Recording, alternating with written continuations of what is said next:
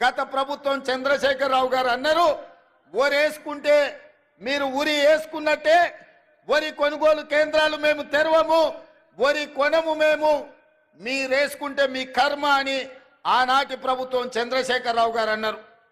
కానీ మేము అధికారంలోకి వచ్చిన తర్వాత సివిల్ సప్లైస్ మినిస్టర్గా ఉత్తమ్ కుమార్ రెడ్డి గారితో మాట్లాడి ఈనాడు ఐకేపీ కేంద్రాలు 8,500 ఐకేపీ కేంద్రాలు తెలంగాణలో 4 మూలల తెరిపించడం ద్వారా వరి పండించండి, కనీస మద్దతు ధరనే కాదు 500 రూపాయల బోనస్ ఈ తెలంగాణ రాష్ట్ర రైతాంగానికి ఇస్తామని పిలిపించి నల్గొండ జిల్లాలో 5,12,000 ఎకరాల వరి పండించి రైతులు దేశానికి ఆదర్శంగా నిలబడ్డారు.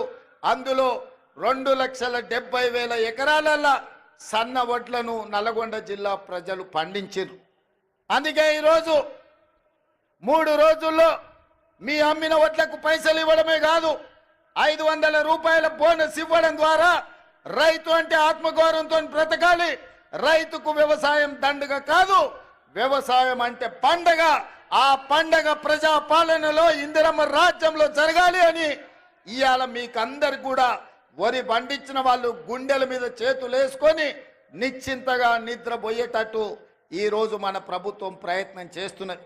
అందుకే మిత్రులారా, ఉమ్మడి రాష్ట్రంలో లేని విధంగా ఈ దేశంలోనే ఈసారి తెలంగాణ రాష్ట్రంతో పోటీపడ్డ వరి రైతులే లేరు.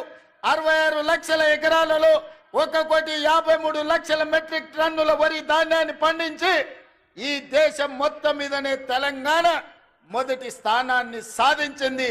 ఈ తెలంగాణ రాష్ట్రంలో 5,12,000 ఎకరాల వరి పండించి నల్గొండ తెలంగాణలో మొదటి స్థానంలో నిలబడ్డదని నేను ఈరోజు ఈ సందర్భంగా గర్వంగా నేను చెప్పదలుచుకున్నా.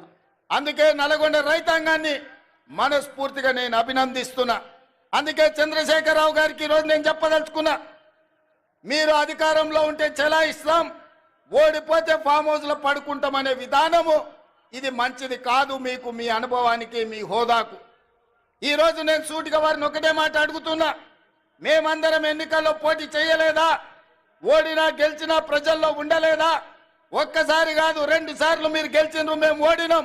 మీరు ముఖ్యమంత్రిగా ఉన్నప్పుడు ప్రధాన ప్రతిపక్ష నాయకుడిగా పెద్దలు జానారెడ్డి గారు నిరంతరం ప్రజల మధ్యలో ఉండి శాసనసభలో పాలక పక్షానికి సలహాలు సూచనలు ఇస్తూ ప్రభుత్వం చేసే తప్పిదాల మీద వారు సూటిగా పదునుగా ప్రభుత్వాన్ని నిలదీశారు.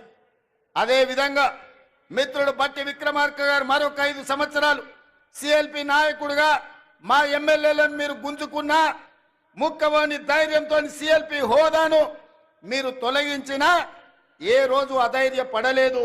ధైర్యంగా 5 మంది శాసనసభ్యులతో పంచ పాండవులలాగా అందులో కోమటిరెడ్డి రాజగోపాల్ రెడ్డిని కూడా ఎంబడి పెట్టుకొని మీతోని కొట్లాడి, నెంబర్ కాదు సమస్యలను ప్రస్తావించడం ప్రతిపక్ష బాధ్యత అని ప్రజా సమస్యల మీద చట్ట సభలలో మా సిఎల్పి నాయకుడు ఆనాడు బట్టి విక్రమార్క గారు మీ ప్రభుత్వం మీద పోరాటం చేయడమే కాదు మీ ప్రభుత్వానికి సలహాలు ఇచ్చిండ్రు.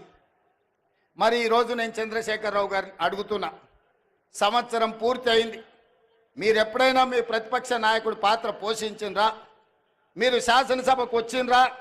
మీ అనుభవాన్ని ఎమ్మెల్యేగా, రాష్ట్ర మంత్రిగా, పార్లమెంట్ సభ్యుడిగా, కేంద్ర మంత్రిగా, తెలంగాణ రాష్ట్ర సమితి అధ్యక్షుడిగా, తెలంగాణ రాష్ట్ర ముఖ్యమంత్రి 10 సంవత్సరాలుగా మీకున్న అనుభవాన్ని, మీ వయసును తెలంగాణ ప్రజల కోసం ఏ ఒక్క రోజైనా వినియోగించినరా? మీరు ఆలోచన చేయండి, ఆత్మ పరిశీలన చేసుకోండి. చంద్రశేఖరరావు గారు ఇంత అనుభవాన్ని 40 సంవత్సరాల ప్రజా జీవితంలో 4 కోట్ల ప్రజలు మీకు అండగా నిలబడి మిమ్మల్ని మోస్తే ఈరోజు ప్రతిపక్ష పాత్ర, శాసనసభలో ప్రతిపక్ష కుర్చీ ఖాళీగా ఉండడం ఈ తెలంగాణ సమాజానికి ఏమి సమాధానం చెప్తారు మీరు అని అడుగుతున్నా.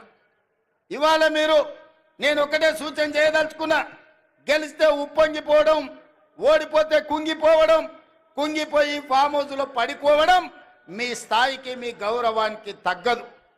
ఓటమి మేము చూసినాం. ఎమ్మెల్యేగా నేను ఓడిపోయినా, ఎమ్మెల్యేగా ఎంకన్నా ఓడిపోయిండు. కానీ ప్రజాక్షేత్రం మొదలలే మళ్ళా పార్లమెంట్ ఎన్నికల్లో నిలబడి ప్రజా తీర్పు కోరినాం. మల్కాజ్గిరి నుంచి నేను అదే విధంగా నల్గొండ నుంచి ఎంకన్నా ఎంపీలుగా గెలిచి పార్లమెంటులో తెలంగాణ గళాన్ని